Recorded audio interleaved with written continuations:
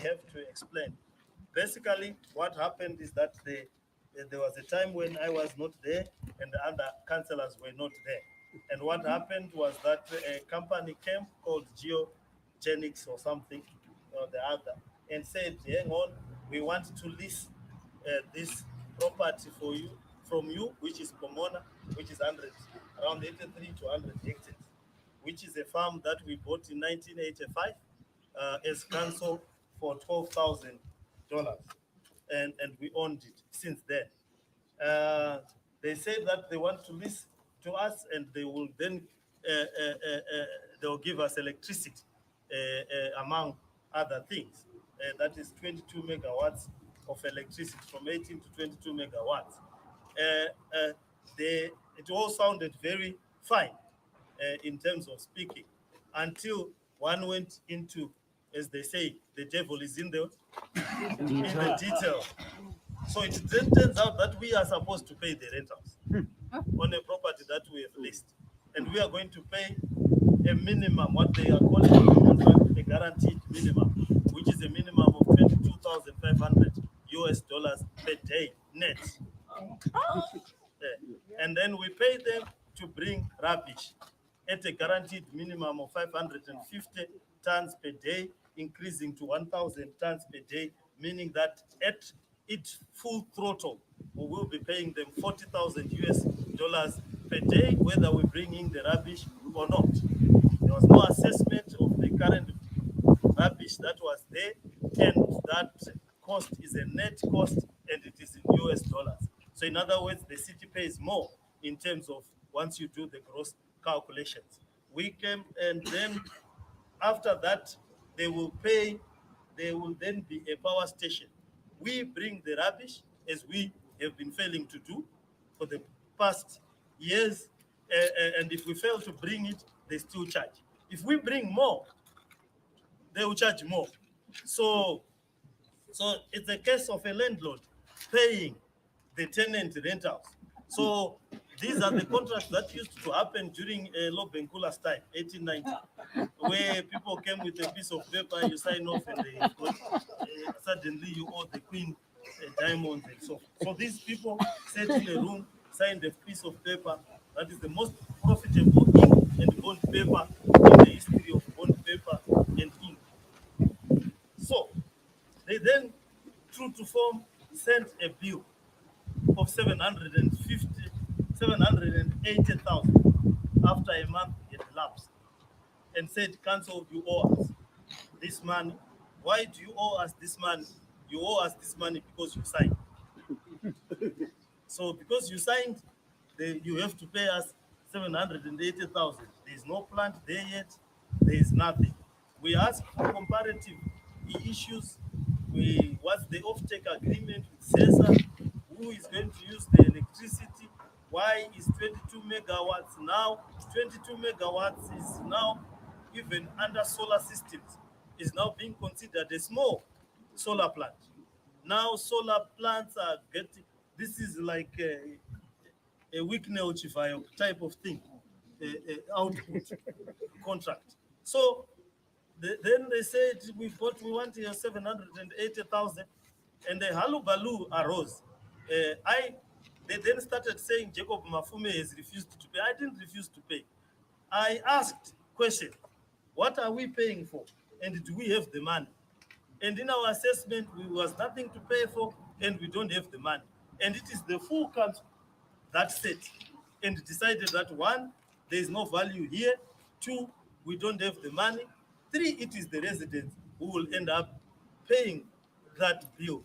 And do they really want electricity from the rubbish at that cost? And at the end of the day, the whole total cost will be in excess of 350 million euros.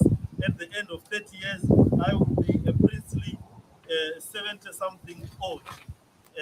And these people will be getting that money. And no one knows whether that plant, when it is threatened to then be handed over to City Council, will still be functional as a technology after 30 years. And there is anything to be handed over with. So they've been, so we made the resolution. The minister has sent letters, and his permanent secretary threatening Armageddon, lightning and thunder, all sorts of misfortunes that will happen to us, our wives, mothers, and children if we don't pay that money. In long paragraphs, some written at night, some written during the early morning of the day, using ministerial, high-sounding language to threaten us to pay or to agree to pay. 780,000 US, that's close to, I don't know, 500 million RTGS, collecting 2 point something billion, that's over 20% of our current revenues going to where we are the landlord leasing. So that is the long and short of the quarrel that we are having. And the residents, I think we need to pay attention to what's happening in the city. We had electricity taken for free. You know, all this cabling, all these lights, all these things, the power station, the headquarters, the buildings for ZESA, they were built by Harare residents. They were all taken by a stroke of a bent paper and a pen. To simply someone sits somewhere in an office and says, I do hereby declare that I've taken the whole electricity infrastructure, and he gets it for free. The roads, we built these roads. Someone writes on a piece of paper sitting in an office, leather or otherwise, I do hereby declare that from next month onwards, all revenue from the roads are now being taken by Zinara. And they do that. They tried it with Zinwa. The only problem is that with water, inefficiency is quickly noticed.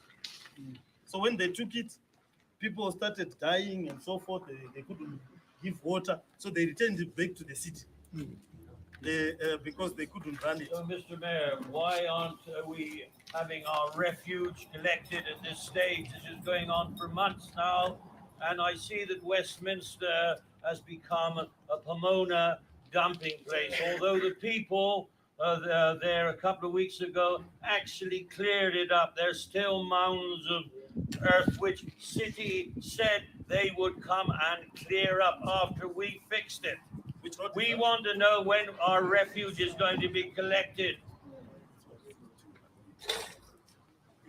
Well, the local councillor can answer that because. Well, I hope so, because you know, in my place, I've got a great mound of refuge, which looks like I will have to deliver to Pomona myself and still pay 5 or 10 US to deliver it there, plus my fuel.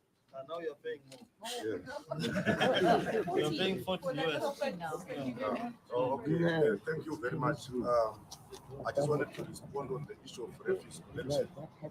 I think you can agree with me, like the mayor that we have been having some challenges in refuse collection, but since I came in on the 26th of March, it has significantly improved in almost every suburb. We have been having refuse collection. I think he's talking about an illegal dump site. Is that correct? Well, of course, everybody, instead of putting it at the bottom of their garden, is now, well, they did use Westminster Road to do it, but anywhere where they can dump it, they will dump.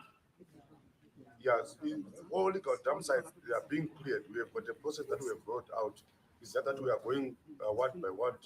Here in Ward 7, they came some 3 weeks ago and we collected a Tomlinson depot. They are coming back again to deal with those illegal dump sites. But this is, I want to tell you now, this is now going on for months and months. We don't want to hear what's going to happen tomorrow. We want it done yesterday. Yeah, we are pretty much aware of that. So when can I put my rubbish outside the gate? The next thing that will happen, somebody will come along and take my rubbish bag, tip it out at the end of my road.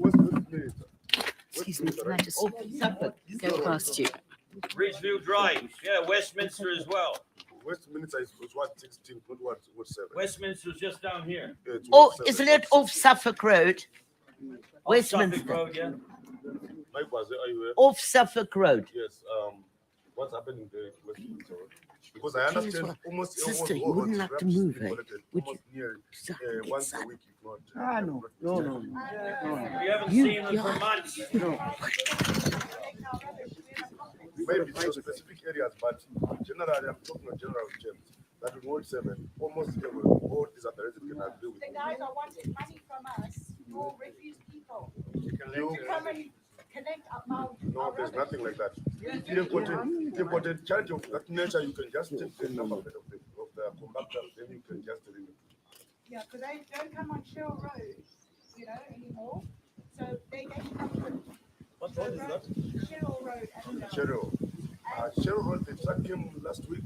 But I now, personally, I was there. yeah, okay, we had to now clear our rubbish. We're going to wait 3 weeks, 4 weeks, 12 days when you're coming. And we just like, we feel that it's disgusting to see rats and stuff in our Yeah, usually I complex. post in the group. I hope you are in the group. Yes, yes, Yes, I I know usually that. post in the group when the Correct. trucks are coming. We end up just keeping this one guy to You collect can from talk us to every week. John after the meeting. He can help you. Yeah, we'll discuss about that in the meeting. Sorry, can I just ask you another question? Yes. Why are you buying used refuse trucks when you've got a whole bunch of us who's sitting there? They're not even 15, 20 years old yet. What's the story on that one? Maybe you can respond to that. It's been all over the media. The media. What has happened is that we've got a dual program. We've got a program to repair the existing trucks that have been there for some time. We made 36 trucks. But what's happening is that the city has grown. The requirement of our trucks, if we are to have a full complement, we will need about 65 to 80 trucks. We have a complement of, of 50 odd trucks. We include the ones that are dead. And what we need to do is to have a dual process to repair those that are not functioning and also to get in some of the new trucks. But what needs to be changed is actually our refuse collection architecture. So because what we are doing is we're taking refuse from Budiriro, driving and 50 or so kilometers to deposit it in Pomona. So the conventional issue now is to create a hybrid system. There's no need for this side to move their rubbish across all the way from town. So we're going to create other dump sites using new methods of recycling because a whole lot of that, what we call rubbish, is now recyclable. So we're going to create, and I think they've already done plan. You are from the engineer is here. You can elaborate a little bit later what I'm talking about. So we're gonna move the center. That's why we've got cheaper trucks and so forth. So that that rubbish that absolutely has to go somewhere is the rubbish that we take to where it's going. So we're going to relieve the pressure. And what that's going to do, it then means that our compactors do not have to move long distances. So, because once it's full and it has to go to Pomona, it then moves a long distance. Then when it gets to Pomona, it then suffers a lot of problems because that's soft ground. Not only the soft ground, Yeah. there's also the road that the compact is used. That's Go nice. along that road, you Yeah. actually need a 4x4, which also gets damaged. Yeah. So it needs to be, so they really get worn down and stuff like that. So what we're going to do that, they briefed me on this program because I've been asking why we are moving across town because that then reduces the turnaround time. Because you've got membrane there as well, Yeah, but it doesn't get used. yeah. Why? You see, that's my point. So that once we do that, we will then be able to efficiently deal with the waste in a better manner, and then we'll have a faster turnaround. Then we are also entering into memorandum of understanding with certain district officers to adopt a truck. We've done that with Borodale. We are going to do that with Greenville, Bari, and so forth to the business community. So some of them are adopting a truck, repairing it with the help of council. Then we will station it permanently at the district office in that area so that it can then be used regularly and residents have got a bit more control on its schedule and so forth, so that we start somewhere. So because some of them just need small repairs and small regular maintenance. Sorry, sorry, just to add up, just one last thing. How are you going to repair those trucks if they've been cannibalized? Well, we hope the cannibals did not eat the whole thing. Yeah, some of them like liver. So if a cannibal has just eaten the tires, we hopefully are able to repair the tires. What's important on a vehicle is its shell. Really. That's really what's left. Yeah, that's The others it. have So gone. if the shell is structurally sound, you can easily get it up in no time. Hyenas have come, they've looked at the shell and they've gone, they don't want the shell. No, they're being repaired, and we have done it. Let's yes. Yeah, no, thank you very much for all the explanations and the feedback. Just two issues. Just I know time is sort of not on my side, and I think on a lot of people's I side. mean, I'm going to have to say goodbye. I've got other residents in Highfield that are waiting for this type of meeting. So I might also just leave. Thank you. I think just one item on the agenda that's on the council. I think I'll speak to him privately.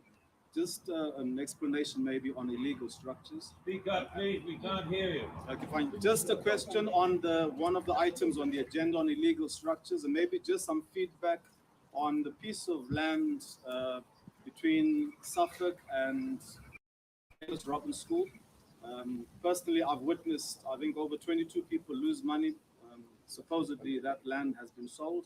And just recently, I did come through to the district office again. A grader came through, and the land again is being resold to people. So I just wanted to find out what is the situation with that piece of land. Thank you. That sounds a bit more. I'll leave the councillor to answer that just now. It sounds a bit more local. I have no idea.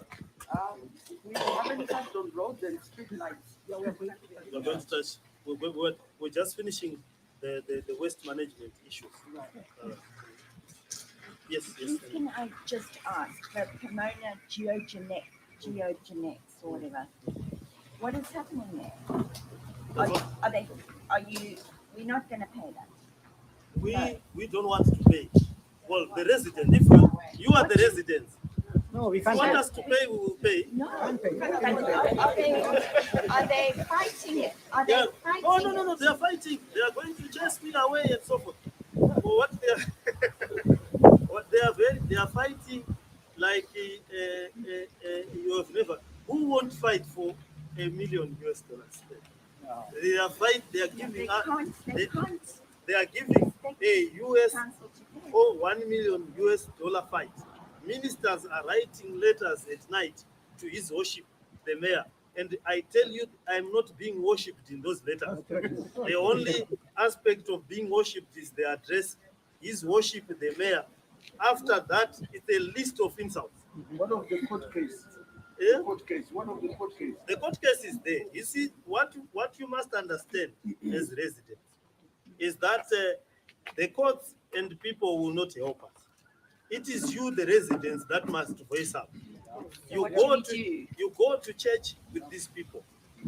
You have business meetings with these people. You interact with these people. You should tell them that what you're doing is wrong. Yeah, because you see, they don't care about these courts. They don't even care that I am refusing or my council is refusing.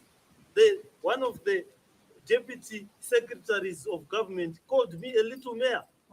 Hey, you little mayor, do you think you can stop us if we want money?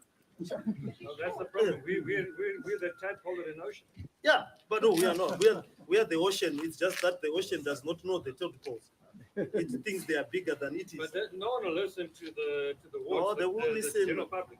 They will listen if we speak up. How do we Because- speak up? How do we speak Yes, up? What it's is about it? petitions. We need petitions. We need you to voice social media everywhere. We just need to say no to some of these if we are saying no, because otherwise they are just going to raid the council accounts. And the written letters, when we put out that the written letters, we want you to react to those things because we speak on the residents. But it's all gone Mr. Mayor, quiet. may I say something, Yes. please? I'm the chair of the Ward 7 Residents and Ratepayers Association, and I'm mounting a campaign specifically against the Pomona deal. I've publicized it many times in different fora, and I have a certain amount of support from people who are sitting here, but there's also a petition that's to be signed, which I've publicized. And seriously, Mr. Mayor, out of all the groups, we've had 154 signatories to the petition in the whole of our ward, out of 3,000 people who are ratepayers in this ward. So I'd like to reiterate what you're saying, Mr. Mayor. If we residents do not stand up for our rights and help the mayor and the councillor to protect us against deals of this sort, please at least sign a petition, tell your friends, tell them how important, how vitally important it is that deals like this do not go through without our permission. Is it an electronic petition? Yeah, Electronic, yes, electronic. There We is. are having a meeting, a special council meeting on Monday. It will be good for those who can attend, those who can watch on Facebook to attend, so that people understand that it's not a one-man issue, because this is Africa. You get killed for these kinds of things. So if I keep complaining and it sounds like I'm the only one, they have a very small solution for that. Don't take them 2 seconds. Yeah, don't take them 2 seconds. So they need to understand that what we are saying is coming from the resident.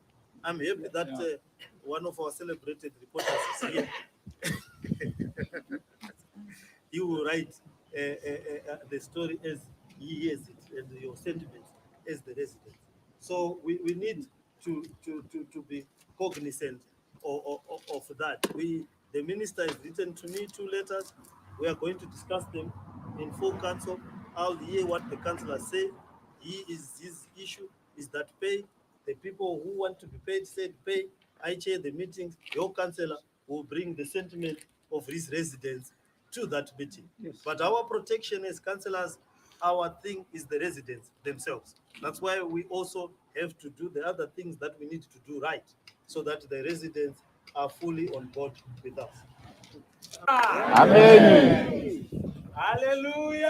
Amen. I want to kutenda mosema uya pano maratidza kuti mune chido nemusha wenyu kuti unake nani, maratidza kuti musha wenyu munouda kuti usvike pamunoda kuti usvike. Yes. Saka tiri pano tikaende pekutenda kuna meya wedu vauya pano vatisika pano takavakwekweredza tikati meya kwaita dambudziko kuwati 26 kubva mushakavu paakashaya musha unoyo wakakanganikwa, hauna akazozara uchiuriritira.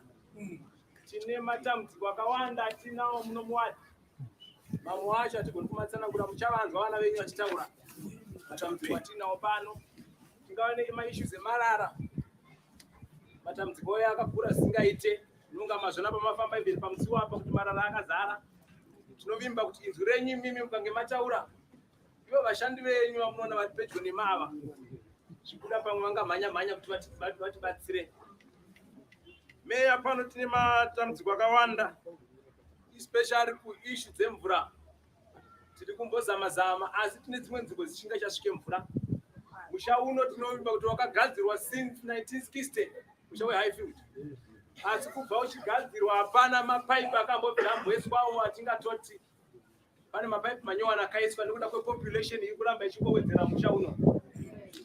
Saka masuweji akuputikira paanoda. Vakomana vemasuweji vachibva kugadzira vachingodzokera, ari kusara futi achiputika zvakare. Ndo matambudziko atinawo musha muno. Tine issue yerefuse collection. Takapuhwa nana vasakukanya timetable yerefuse collection, asi timetable haisi kuteedzerwa. Ndofunga vagari vachazvipupurira patinenge takuenda apa, ndiri kumboita zvidimbu chidini tichienda. Tine futi paissue yerevenue. vabereki vamuri kuona panapa ava mari dzavari kuchajwa dzakutotenga ng'ombe hatichakodzeri nemba kugara.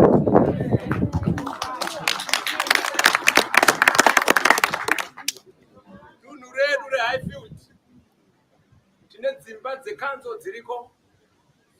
Dzimba idzi dzakasiyana kukura kwadzo, asi kana mutengo ichingouya inongoya yakafanana.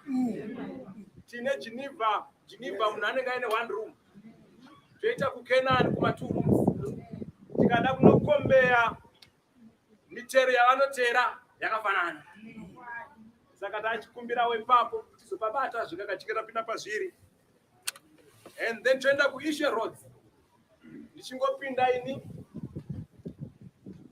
takaudzwa kunzi mugwagwa paGazaland uyo uri kugadzirwa, asina zvino hapana chakaitika.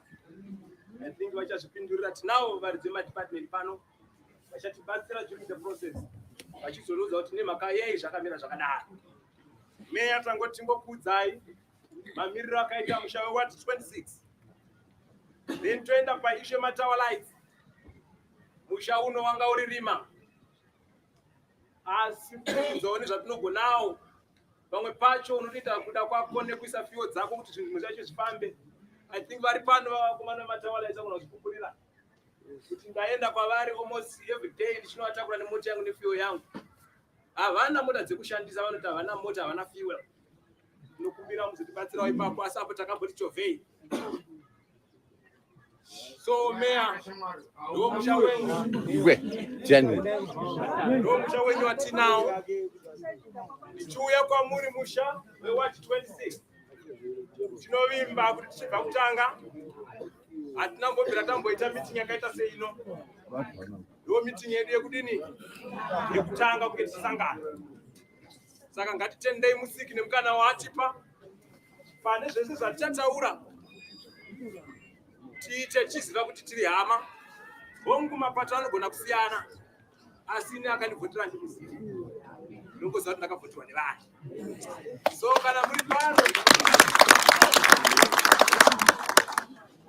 kana muri pano makafanana mose muri vana vangu.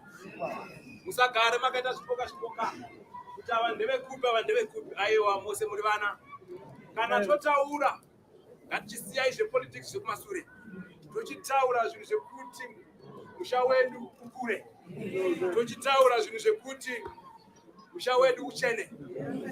Tinozviziva towards my election. Vamwe ndiana vatooneka vhivhidi ngekuda kunoita zvimwe zvinhu, kana kunouya unotaura zvisiri izvo. Ngatiitei zvinhu zvemusha mumwe chete, tobatana toita chinhu chimwe chete. HighField ikanzi yachena nemalights, hazvimbonzi tikanzera chete, zvinonzi vanhu veHighField vakarongeka. Hazvimbonzi Tripusi chete, hazvimbonzi ZANU chete, hazvimbonzi MTC Alliance chete, hazvimbonzi HRT yaitisa izvozvo. Zvinongonzi musha weHighfield wakadini? Sawo ndo vision yandinayo yekuti tivake musha wedu uchene, musha wedu uwe nemvura, maretsi edu adini adzike. Pane issue yanga ndakanganwa futi yakakosha chaizvo umeya, isati ndakupai mukana. Musha wedu mukatarisa tine dzimba dzinonzi dzekanzo. Dzimba dzatinadzo dzekanzo idzi vabereki vari kubhadhara michero, vari kubhadhara. Asi kana vabhadhara michero, achazotenga dhoo ndiani? Achazorinovheta imba iyoyo ndiani? So you find out kuti isusu sekanzuru tinenge tichiti tine dzimba dzekanzo, but vabereki vatiri kuti vari kurenda mudzimba idzodzo ndo vari kugarisa kuti dzimba idzodzo. So ipapo ndati muzonyatsopatsanangura kana vanhu vachizva vanorenda. Saka kanzuru ngaichirinovheta kadzimba, nekuti Roger haasiri anorinovheta kaimba. Landlord anouya achirinovheta imba yake achienda. Mukadadadza musa waGeneva wasirisa, musha waGeneva uchatarisika. Vamwe vanhu vachagona kutopwanyirwa vari mudzimba. I think kana mukazoita mukana rimwe zuva munoziva tozomboita talk moona zvandiri kuzama kutaura. Thank you very much. Soka kune musha uno ward 26 zvakare. Takanga tisati tambosangana ndokutanga kusangana. hongu ndakafamba ndichitenda pane vose vakaita basa guru nekuti handizivi kuti ndiani. Vamwe munogona kunge mamusipo panguva idzodzo. Regai ndikutendei nezvamakaita. But pandiri pano pagore ramakandipa, I'm going to try to make sure kuti at least ndinofanira kusiyawo mark what 26 izvatinenge taita. Kana unoregai nditore zvakare kusimudza mukuru wedu his worship Mayor Mafume kuti vatore mukana uno vasangana nemi maresidents, then vasangana nemi chazonodzoka kwamuri vozonotaura, asi vachazonyatso kunotsepenura tokupedzisira muchinge mataura zvichemo zvenyu toenda. Thank you very much. His worship.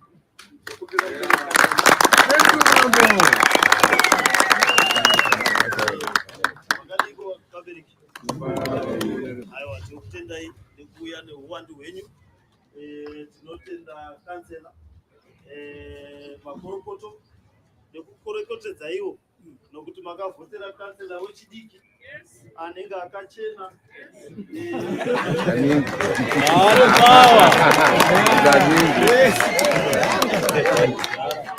Anoreva sutu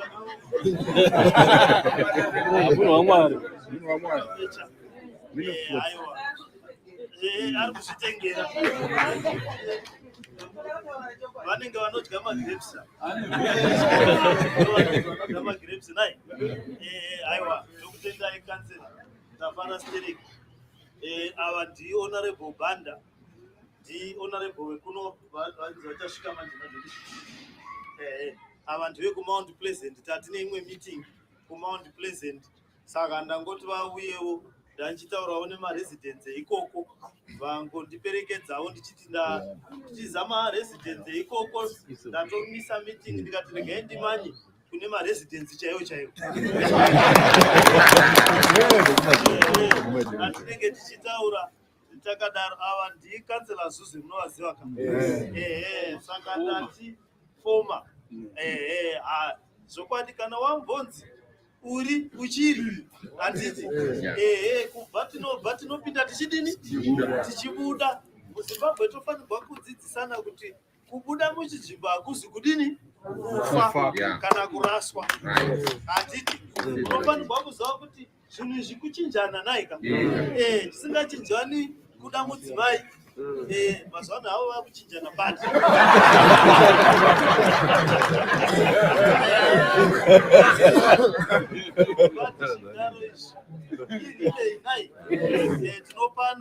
Tinopanawo titi mundu tichifamba tichinda takadi kana masvikawo pavanhu semunhuwo akambochishandira chero pane zvavakagona pane zvavakatadza vanongogariswawo nokutiwo tichinenge tichirangarira kuti paya takamboshanda tese. Nokuti ndava ndiri kansela, ndiri meya wemunhu wese weZanu.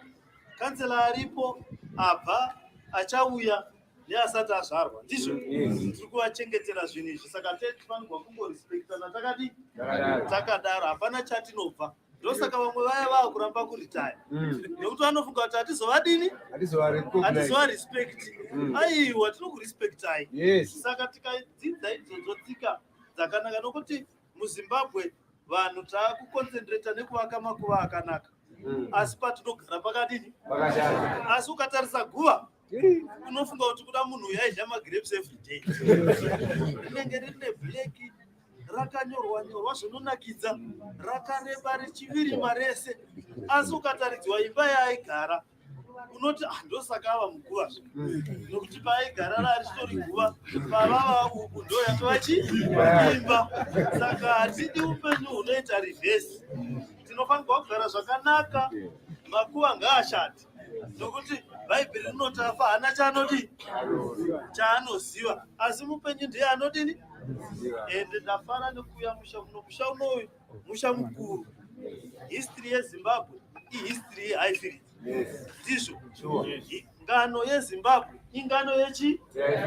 Saka ndinorwadziwa ndandichitotaura nakansela ndarwadziwa ndichiona marara andaa ndichiona, ndinorwadziwa ndichiona machipisa yakakundwa neSam Levy kunaka. Nokuti kana tichida kuti tigadzirise nyika kana neguta machipisa haifanirwi kukundwa kunaka nesemu level iri kuborodhiyo ndizvo. Pamachipisa apa pakafamba pakafariwa nevarume vainzi varume vemuharare vaipfeka maheti, vaifamba nemawalking stick, vaipfeka shangu dzokuti waitarisa chimeso chako kushangu yavo. Ndo varume vaimwira pamachipisa, vakamuka vanotorova neshangu kuti ndo machipisa iyi nanhasi yainyorwa mumabhuku ataiverenga kuchikoro kuti uchienda pacocktail bar yanga yakunzi nevakomana vechidiki full bar endiketari waiwana ipapa machipisa. Saka kana tichida kugadzirisa guta makanzeri, tiri kufanirwa kudzosa unaki hwemachipisa, tiri kufanirwa kudzosa unaki hwehighfield, nokuti ndo nhoroondo yeZimbabwe, ndo nhoroondo yesiti reHarare rinotangira muno. Saka nzvimbo inoyi tinofanirwa kuigadzirisa zvakanakisisa chose. Saka ndafara nekuuya munotaridza kuti mune interest. Saka ndichada kunzwa, nokuti ndava mapolitician muromo yedu haizarirwi nerwizi, tinogona kutotaura mukanakirwa mukazoshaya kuti komitingi yatatavingei. Hatiti toda kutaura zvichemo kwete kunzwa kutapira kwemuromo wemapolitician. Toda kuti tibude tine program tichitaura zvinhu zviri specific, tichinyatsoona kuti ramangwana riri kufamba sei ende torigadzirisa sei. Isusu tokuudzaiwo nhunha dzatiri kuona guta rose, toona kuti toshanda nadzo sei. Saka tichapuhwa mhinduro, topuhwa nechidimbu, tichinyatsotaura nokuti ndaona kuti kansela vanenge vataura zvichemo zvenyu handiti muzvidimbu, munogona kuwedzera, but toona kuti tingabatsirikana sei seguta reHighfields. Mameeting awa toda kumaita every month, ndizvo, nokuti vanhu havana kujaira kutaura nevanhu vavakasarudza. Tinoti kana tasarudzwa tobva tadyiwa nazidya vanhu, tozodzoka kana imwe election yauya, ndobva munoti yezvo muchiri mupenyu naye kansela, muchiri mupenyu naye honorable. Aiwa, iko zvino vanotituma vakatiita kuti tisarudze vari kuti vanoda kuti tikuonei nguva tichivaudza, nokuti mukasafarira isu hamuzofariri ivo, mukafarira isu mafarira ivo, ndizvo. Saka isusu hatidi kukanyira vamwe nyaya yavo nenhoroondo yavo iri kuinda mberi nekutadza kuita nekugadzirisa nhandare dzamakagara, nokuti munhu chaanoda chakataurwa naEfati Mujuru, aiva iye muprofita mukuru, akati munhu wese anoda pasi handiti vaEfati Mujuru ndo vakakwanisa kunzwisisa zvinodiwa nemunhu, ndizvo. Vakati chero shosho rinoda chero kiti rinoda chero gonzo rinoda. Saka isusu kana tasarudzwa tinofanirwa kutaridza vanhu kuti takupai mugariro wakadini. Saka mugariro wakanaka unotanga nekumwa mvura yakachena, kufamba panonakidza, pasina rima, nekugara pakanaka. Saka ngatinzwei maproblem, totaura masolutions, toona zvatakatadza, zvatiri kutadza, mazano ichini kurangana, ndizvo. Kwai kutsva kwendebvu tinodini? Unodzimurana, nokuti ikatanga kutsva, nokuti ndebvuka dzimwe dzakareba, inogona kutanga kuchira unotozoudzwa nevamwe kuti ndebvu yodini? Yotsva isati yasvika kumeso. Iwe unenge uchiri kutotaura uchiri kufamba, izvo uri kubhebha kweso. Saka tauya nadzo ndebvu dzedu dzakareba idzi, tauya kuti muzotidini? Mutidzimure. Ndosaka tati tigare tese isusu kuchechi kwedu kwatinoenda hatichaiti zvemahigh table, ndizvo. Takuita zvokugara tese patakadini, takafanana, kuitira kuti tinyatsobvunzana, tinyatsonzwisisa kuti tiri kubva kupi, tiri kuenda kupi. Ndava ukasaziva kwauri kubva, unogona kuzoita inoti kwatiri kubva ndo kwatiri kudini, zvobva zvashaya basa. Saka thank you very much. Tine urongota tisingauyi, inini vamwe vangu vandosevedza navo vehurumende havandifariri, vanogara vachingondidzinga. Saka tikadzoka tikati pitikiti ndodzingwa, ndoti pitikiti ndodzingwa, asi hazvitikonesi kushandira vanhu nokuti tadzingwa kana ru6 hapana meya adzingwa seni. Vakangondiona ndati shomi yatova mheremhere nokuti ndava sometimes rima nechaedza hazvidini hazvionani, saka ndinopfuta ndinongenga, saka rima rinovhurika rinoramba richirwidza, asi isusu tinoramba tichidini tichipfuta. Asi zvatauya kuzotaura nhasi vese pandinenge ndiripo, pandinenge ndadzoka tichauya tichitaura nyaya yehighfields kuitira kuti mimi muve nerugare negwara rakanaka.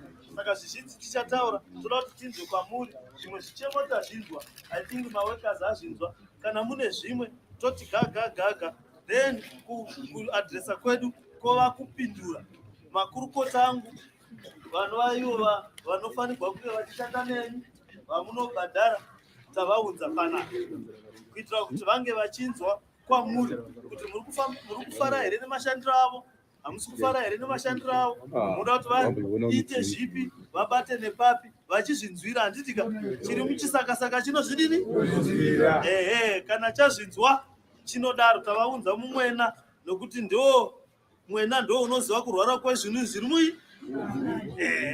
Saka zvizvozvo tatiregai tive pano tonzwa nyaya yedu, toona kuti guta redu nemusha mukuru unodadisa, musha uri mumabhuku unoverengwa kana kuUnited Nations, musha wakazara Zimbabwe, mapati esainzi, manationalistic party muno mahighfields, ZANU, ZAPU nevarume chaichaivo vakazotonga nyika yeZimbabwe vakazvarwa muvi mahighfields. Mabusinessmen akazvarwa muvi, vana matambanadzo, vanani vese vaiva vakabva muvi, varidzi vemagitare vairidzira kuvi, vana Mukanya, vana Mutukudzi vese vairidzira vana Safirio Madzikatire vaigara kuvi. Saka ndo musha mukuru. Saka isusu wapuwa musha mukuru hatingaudestroy, tofanirwa kumusiya wakanaka semapuwiro atakadini atakaitwa. Saka thank you very much. Nokuti makavadzosera panzvimbo, tinotenda vanhu vekuhighfields nemavhoti. Kusatenda zvinonzi uchi, zvino hatingatangi uroyi takadai tinopedza vanhu ukatanga uroyi uchiri mudiki kudai. Saka tinotenda zvakanaka chose makatipa kansela wandambotaura anochena samare, vanodya magrapes, nekutipawo honorable vakasimba vakagwinya, MP chaivo munovaona muparliament vachitaura ishumba vanodzova. Saka tokutendai nekuvapinza kwamakaita. Pane nyaya dzenyu dzatotaurwawo pano zanzi mudzireize kana maenda kuparliament, kunyanyanyanya nyaya yemadrugs nemarara. Vekuparidza vataura vakati madrugs apedza vanhu muno mumusha. Yataurwawo nana mai vakati vanhu vakutotengesa nemagedhe, vakutotengesa nedhoo raapinda naro, paanodzoka anobuda achinoridini, achinoritengesa achiita madrugs.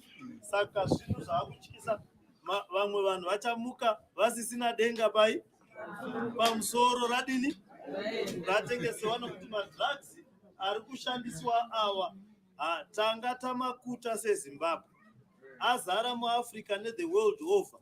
Munomu anonoka kupinda, but anenge azopinda zvine power, nokuti anokuvadza pfungwa dzemunhu, anokuvadza mararamire emunhu, anobvisa hunhu, munhu anosara asisina hanya kana nechi. Akanzi atengese gumbo rake anogona kuritengesa kuti asvute. Saka madrugs awa pari kuda kuti tibatiranwe pamwe chete. Iwo ngatitarisei mucommunity medu, nokuti vanhu vari kutengesa tinogara nani, takadongorora kuti ari kutengeserwa papi. Zvinhu zvatofanirwa kuti ase community kuti tiwirirane, tidhile nani nazvo, nokuti tikasadhila nazvo zvokwadi madrugs achanetsa kudarika shura matongo. Saka zvatichaita honorable MP neTuesday vachapusha motion or vachaisa question, I think Wednesday vachaisa question with notice or without notice yekuti program yekudhila nemadrugs ichibva kuhurumende yakamira sei. Ndizvo isusu sekanzuru tichamutsurudza social welfare department redu, nokuti social welfare department redu ndo rinofanirwa kunge richitipa research richitiudza kuti apa paita problem yemadrugs, apa paita problem yeshirikadzi, apa paita problem yeurwere, apa paita problem yenzara, apa paita problem yevana vasina mubereki. Ndizvo vakatipa social welfare department yedu tichabudawo neprogram yekudhila nemadrugs yekuti timutsiridze magrounds edu aparara, timutsiridze pekutambira pevana vawane recreation, timutsiridze kwaita kuti vanhu vasaite pfungwa dzekuti vapinde vabhururuke nenyaya yemadrugs. Saka isusu tichaita program iyoyo sekanzuru yokuti tinge tichipetserana nevabereki tiwanise vana vechidiki zvokuita, zvokutamba mabhora, zvokuita masports nekumudzuridza masports akanga ari munomu. Ndizvo saka tinotenda neprogram iyoyo. Iyi inoda kuti tise musoro pamwe chete, otherwise tichakudza vana vanenge vari mazombi, vana vanenge vasina kana chavanocontributa musociety. Kana kuda kuita mwana kana wamwa mutoriro hautodi, hautoiti. Saka zvinhu zvakaipa izvozvo. Okay, so taenda mberi pane mamwe maissues amaa muchitaura naika maissues ebilling. Tine challenge yebilling as a city council.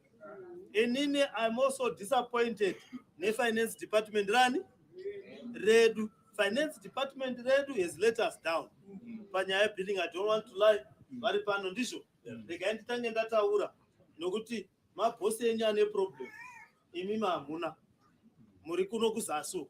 Problem yatiinayo ndeyekuti billing system yedu haina memory yakasimba inokutaridza a historical analysis, nokuti takachinja computer system yataishanda nayo, tabva kune inonzi Q tikaenda kune inonzi takabva kuBIQ handiti tane Sage, kubva kwatakaita kune yainzi BIQ tichienda kuna Sage pakaitika kutukana nebopoto zvikarasa mamwe marecords ataiva nawo haasi kubuda zvakadini. Iko zvino taita tenda Sage yaya yatakaita hatisi kufara nayo, taakudzokera kune imwe inenge iri nani. Tenda racho riri kuitwa muna August, ndo pariri kuibva handiti, raibva muna August. Tichaita chipitipiti chibararamhanya kuti tigadzirise nyaya yebilling system. It's very bad. Meetings ese kwandainda, meetings ese yandabva makuseni yekumount Pleasant, varungu vanga vachitaura chirungu vachikomplaina izvozvozvo. Zvamama kutaura imimi kuno kune chishona zvinofamba sei? Inini zvangu ndichazohwerengedza nokuti zvese ndinonzwa. Saka ndapindura nechirungu ndikati I'm very disappointed. very angry and upset with such a deplorable situation. Yes. And that as the mayor and another one, I'm going to solve it as quickly as possible.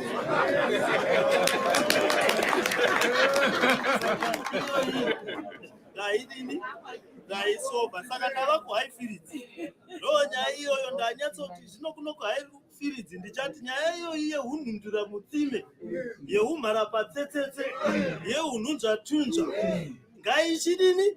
ngaichipere, tigadzirise vanhu vawane mabhiri avo akanaka akati tsepete ndizvozvoka, so that hatirambi tichichema nenyaya yebilling. Saka iyoyoyo we will solve it.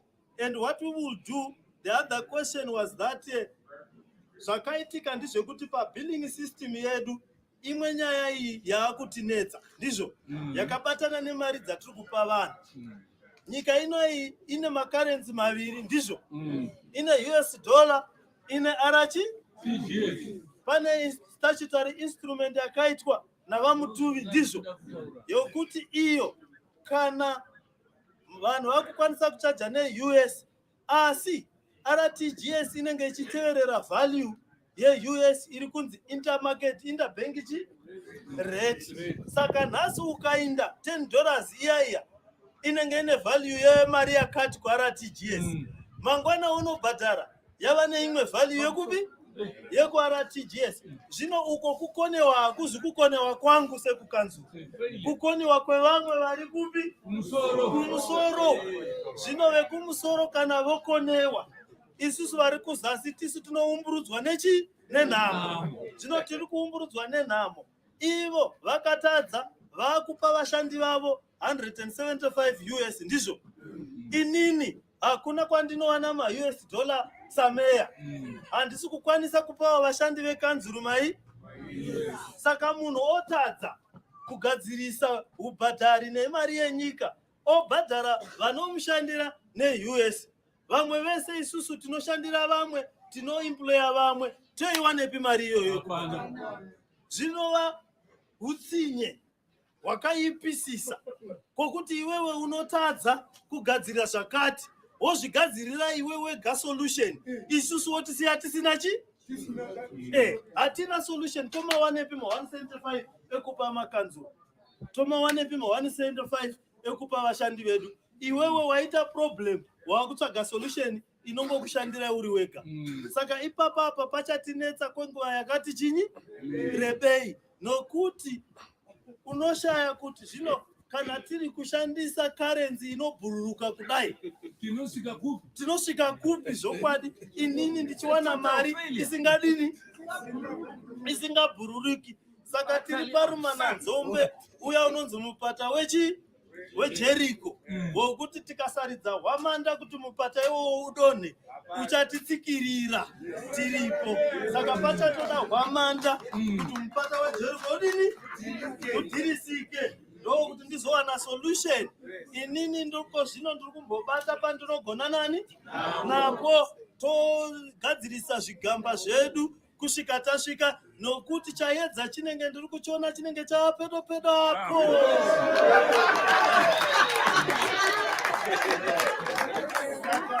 Tofamba takadaro. I think ndo nyaya yefinances, nyaya ye-development control. I think these are simple issues. We must monitor our community. Zvokwadi hakuna munhu achabva kudenga ouya ozokugadzirirai magariro akadini akanaka. Handaa ndichitaura effort mujuru. Isusu vagari vemuno tikasaita hanya nepatinogara napo pachangodhirika kusvika narini. Vamwe vachatoita solution yokubuda. Iko zvino korona yakatozidzidzisa kuti mabhodha edzimwe nyika anovharwa. Saka tava nechidzidzo chokuti tigadzire patinogara panake, kuti vanhu vafunge kuda kutizirako. Iko zvino South Africa yakuita chipatapata kuti ivhare mabhodha ani, nokuti vari kuti tiri kuvaunzira nhamo kuSouth Africa. Saka isusu tikasaita simba rekugadzirisa patiri, ticharamba tichingodini, tichingochema. Tinofanirwa kutarisa kuti iwowo kana ukavaka zvisizvo, ndiwo neve-development control vanofanirwa kuindapo opa ma-solutions ndizvo. So I think I want a report yevamurume ava within the next week kuti zvafamba sei, what is the problem. Nokuti vana vakangotarisika munhu achiita zvisiri pamutemo, nokuti munhu wese akatanga kuteedzera kuita zvisiri pamutemo tichaita problem. Saka ngatisolveyo. Saka tichada report next week anditika toona kuti zviri kufamba sei panyaya ye-development control. Nyaya yemachechi, yes, tichakupai pekunamatira ndizvoka, asi hatidiwo zvokwadi nyika yakazara nemamwe maactivities. Towirirana kuti apa ndipe machechi, apa ndiche pakati, ndizve pakati. Ndava nyika yose ikaita chechi hazvimiri zvakadini zvakanaka. Pane vamwe vanofarira zvimwe zvisiri ita izvozvo tichida kuti vagare muHarare zvakadini, but nyaya yekuti tinamatire nyika ino iri kuda munamato yakadini, yakasimba chaiko. Inoda varume vanomira pagomo, vanomira papi vachinamata kuti tibude mujambwa ratinaro iri. Saka tichange tichikurudzira kanzera ava kuti vange vachipa vanhu pekudini, pekunamatira. Inini ndichaita meeting nemachechi ese, machechi leaders ese ari muno muHarare. Toda kuti vauye kuzoona mukuru wechinyi weHarare, totaurirana kuti ngatinamatei takadai, tichinamata takadai. Ndavaiko zvino kuda vari kunamatira vasiri ivo, munamato yorashika nhaika.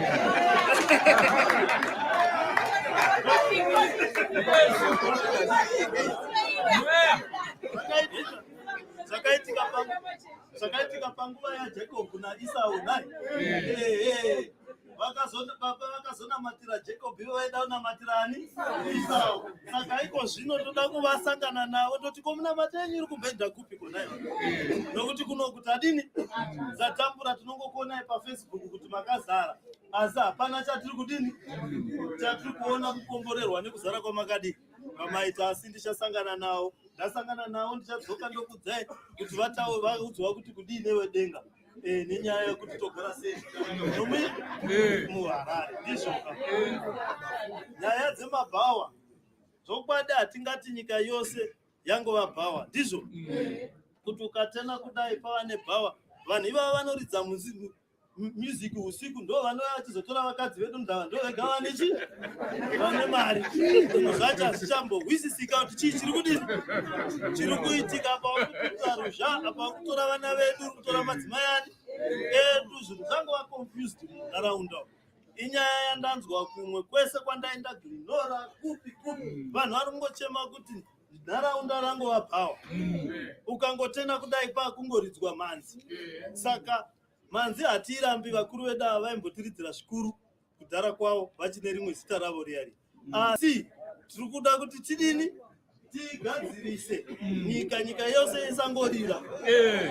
Torira nechimwe chinguva togadzirisa pakadaro. Saka zvatichaita ndezvekuti vekumonita mabhawa, please vharai mabhawa nenguva, vanhu vaone kurara. Vanhu vanoda kuenda kumabasa, vamwe vanoda kugadzira vana, vamwe vanoda kuita zvakadini, zvakasiyana-siyana. Zvinogona kunetsa kana uchinzwa ruzha mumba umu. Izvoka nemashabhini tosiya zvakadini, zvakadaro, tofamba nenyika zvakadini, zvakanaka. Nyaya yemalights, matawa lights ari kupfuta yese. Zvanewo malights asi vari kuita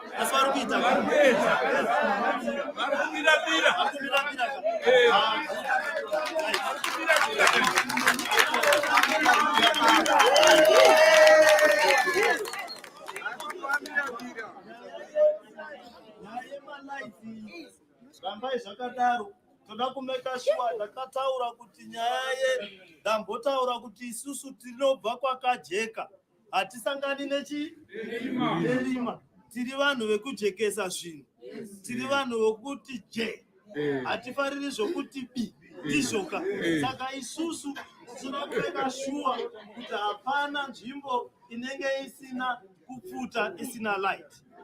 Right, nyaya yepomona yeWest yavhunzwa iyi. Zvokwadi kwakaitika mabiribobi, masandikongonya kuguta reHarare. Hamusati mamboona kupidiguka kwenharaunda kwakaitika. Pane varume vakabva kwavakabva, ndobva vati chitipai lisi yenzvimbo yenyu yepomona iyi. Pomona iyi takaitenga kanzuru in 1985, takaitenga $12,000. Ndobva tati aiwa, inzvimbo yatichaisa marara ani edu. Saka tagara tichingoisa kubva 1985. Pauya vamwe varume vanozviti ivo geogenics, ndobva vati aiwa, isusu taakurenda kubva kwamuri, asi kurenda kwatichaita ndimi munodini, munotibhadhara, ende muchatipa $22,500 pazuva, inova iyo US musho, inova iyo ichaita $780,000 per month. And inet imimi muchazobhadhara gross, zvinoreva izvo kuti tinovabhadhara $1 million per month for 30 years. Inini nguva iyoyo ndinenge ndava kuma-70 chakuti zokwadi vakweguru vamwe vanenge vatotisiya zokwadi, asi ivo tinenge tichavabhadhara vakati mugore rechishanu mari iyoyo ichange yava 40,000 padhuva, vachingotora uri musho. Zokwadi zita ravo chaivo.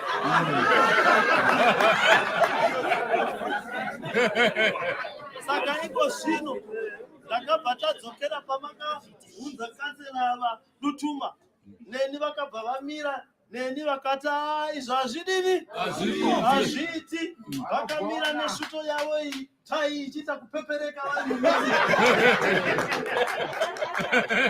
vachiramba kuti hazvidini hazviiti. Saka ndakatanga kunyorerwa tsamba.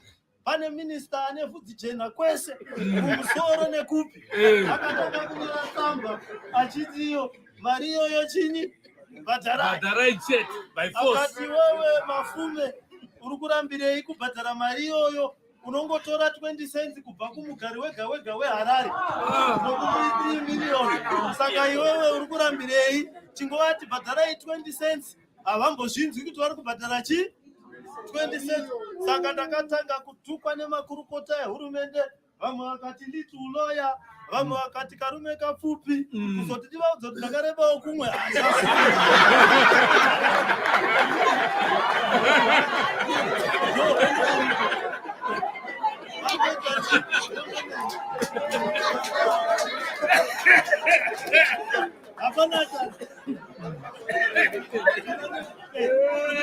moyo wangu wakadini wakareba.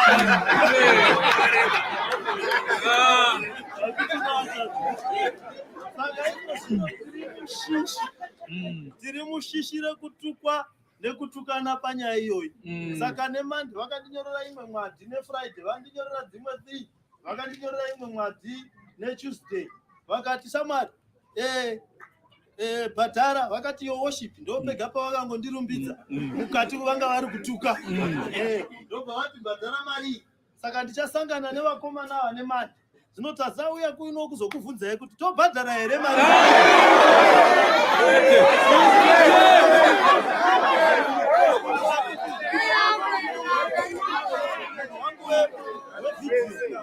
Tora pikicha ndichibvunza vanhu kuti tobhadhara here mari.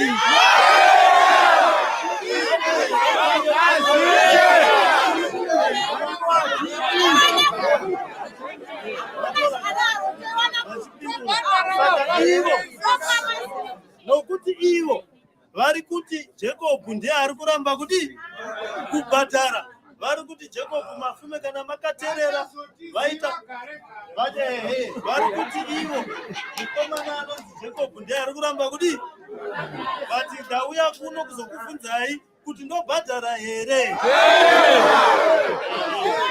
Saka vatapura nekuba zvese, vakabazesa, vakabazinara, vakabazupuko, vakuba nemarara edu. Tinopita nokuti munhu anoba zvose kusvika azoya kuzokubira nemarara. Vari kutoita sekuti ivo ndo vari kusvuta mutoruro unotyisa chaiko. Nokuti kunokuba vanhu vachikuba madhoo, ivo vari kutoba ari marara.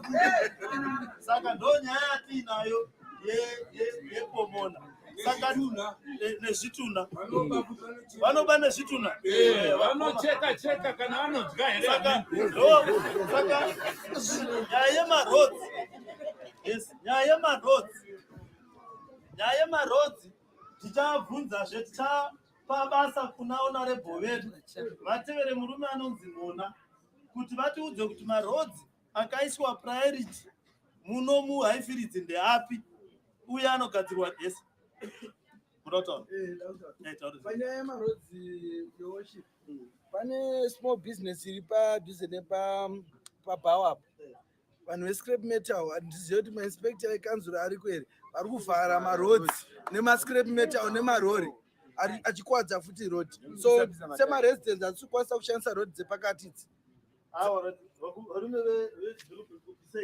Last time zvakatombobviswa akatovhara izvezvo neema isenza basa ravanhu ari kuema magaza musi wega wega. Very simple. Councillor, just make sure it is obvious. Mongorosika mobvisa izvozvo this week chaichaio and vanhu vese vari kuzviita izvozvo mufanirwa kuvasunga. So izvozvozvo vakatadza kubvisa ndichavabvisa ivo ndizvozvoga nokuti inini handinobvisi simbi, inini basa rangu ndine signature inobudisa munhu chi basa. Signature yangu haibvisi simbi inobudisa chi munhu. Saka munhu akatadza kubvisa masimbi inini ndichamubudisa chi. Uchazoona kuti simbi inotyisa ndei. Ndaona mazirori ari papa ndechikwa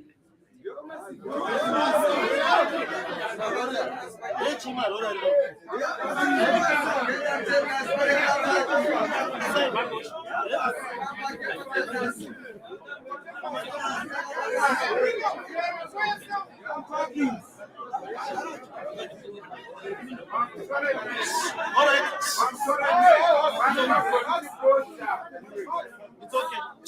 All right, vanhu vanoita zvedevelopment control muno. Please, isusu kwandabva kuMount Pleasant ndandine mabhazi maviri angasiyiwa nevanhu veZupco akafira ipapo. Nezuro ndakatomadhonza kunomarasha. Ndizvo. Munhu akasiya zvisimbi nezvimarangwanda zvake. Please, bvisai munodini? Munorasa nokuti hatidi kuti vanhu vaite matsotsi imomo, varare imomo, tobudisa vana vanenge vachinzi lori. Vana lori vawandisa panapa. Tona zvana zvezvingonzi uyu lori 1 lori 2. Bvisai marori iwawawo. Haafaniri kunge ari pari papa ngabviswe. So I think zvandambotaura ndizvokuti nyaya yenyu ndainzwa. Aitai petition muye kana kutouya muchidemonstrata chaiko. Kutouya ipapo. Nokuti nemande tikutoita meeting yacho tichataura zvamataura. Yes.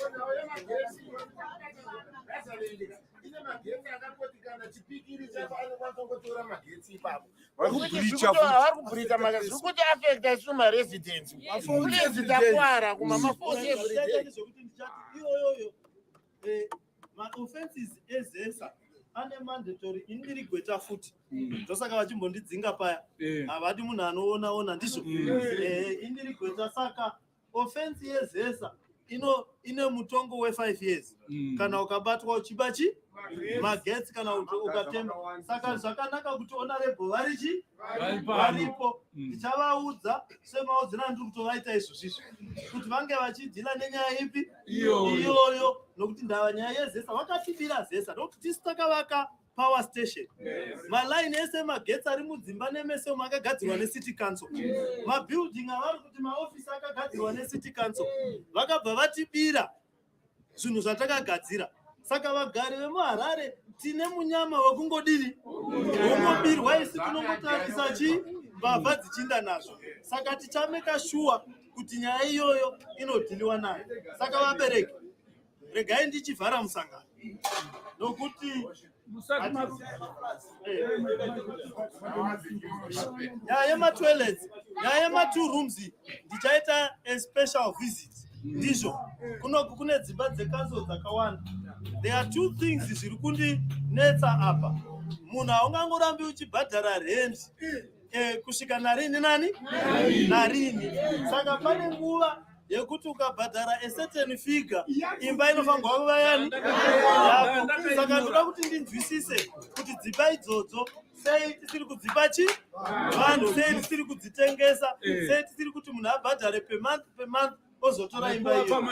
Then 2 toda kunzwisisa kuti toita sei kuti tigadzire dzimba idzodzo dzive dzinokwanisa kuti vanhu vagare zvakadini zvakanaka. Kana tabvuma kuti munhu ari kubhadhara rent ngatisaita sekuti toda kumudzinga nekusachengetedza paari kudini, paari kugara. Saka inyaya yandatora noti yandichaita kuti ndisangane nemakurukota anodhila nezvehousing. And izvozvo zviri kundibhohwa ndezvekuti kana muna 19 Gochanembe vaikwanisa kuvaka dzimba, isusu kanzoro iko zvino iri murusununguko ruzere, iri ine vakomana vanochena sevavava, tiri kutadza sei kuvakira vanhu dzimba? Saka at the end of the day hatingarambi takatsimbirira dzimba dzakavakwa naSmith isu tichitadza kuvaka dzimba dzedu. Saka iyi programu yandichada kubvunza vanhu vangu vekukanzuro kuti sei vakazvambarara pabasa, sei vakagarira museve kana pfumo. Hazvina kunaka izvozvo. Honorable Mayor, ndozvandaona saka vachikudzingai. Nyaya yehome industry, right? Nyaya yehome industry, councillor muripo, look, hakuna mabasa. Yandataura kuti kumusoro uku kwakonekwa ndizvo. Isusu kuzasi tombofana kugadzira patodini, patokwanisa, nokuti ndava vana vakukura vasingazivi payslip, vamwe havatozivi bank account, vamwe havazivi chirungu chemu-ATM, vamwe havazivi chirungu, vangoziva chirungu cheikokeshi ndizvo. Saka isusu kuona kuti hazisi kuitika. Saka toda kuti tigadzire mahome industry iwawa timawedzere. Saka ndichataura nakansela vomeka sure kuti vawedzera mamarket amataura, vawedzera mahome industry. Then matelets amataura kuti akasiyiwa nakansela vedu avo. Councillor, within this month, please, just don't take more than a month. Kuno makansela toda kuti mwedzi uno paunopera July, matelets iwawo anofanirwa kunge aiswa marufu aakushandiswa ndizvo. Mukaona zvisina kuitwa izvozvo, monditsvaga ini ndine signature iyayo inodzinga vanhu. Hatiisi rufu asi ndinodzinga munhu anga achifanirwa kuisa rufu iyoyo. Saka matelets iwawo achagadzirwa. Munoziva ka handisi kuda kuti tirambe tiri pano nai. I think tadini ndapindura mubvunzo, ndataura, tafamba. Ndinofara nekuti honorable vauya, kansela varipo, vashandi vauya, nekuti nemiwo madini vauya. Ndoda kuti muzviroere maoko nekuya kwamaita. Inini saHarare 1 ndine mameeting akawanda marara zvatichaita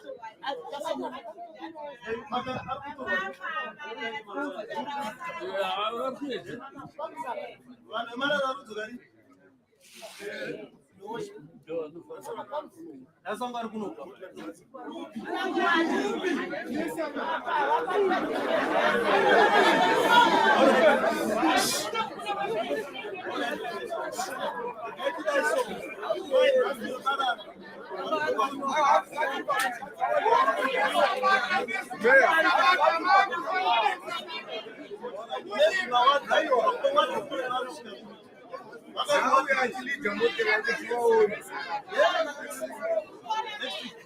All right.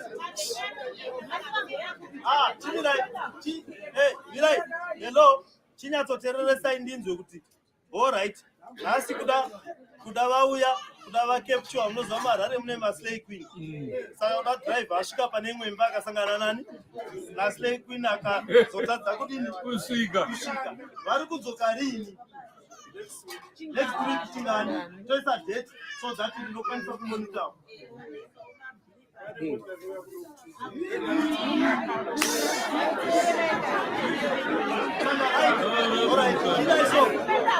Alright, so next Tuesday, pane mota inouya Tuesday naika.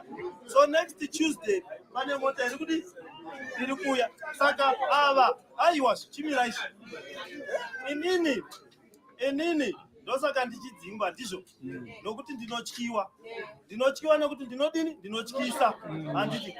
Saka kana vati Tuesday vandichatomeka sure nokuti ndikazozvinzwa kuti vakaita kuti ndinyepere maresidents handifari. Kana inini ndikasafara pane vanhu vakawanda vachatadza kudini kufara. Saka ngatipedzei nyaya iyoyo.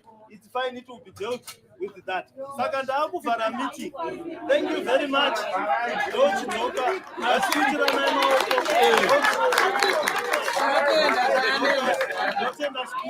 Honorable Mayor. Honorable Mayor. Your worship. Tiri kukumbira kuti munhu wese ari pano. Tiri kuda kuti mese mugare muchinamatira meya vedu ava. Vanodzingwa mazuva ese. Asi ishumba inodzova. Inodzingwa ichidzoka ichidzingwa. Saka tikanamata nhasi. Ndinoziva muchadzingwa. Kugona nguva.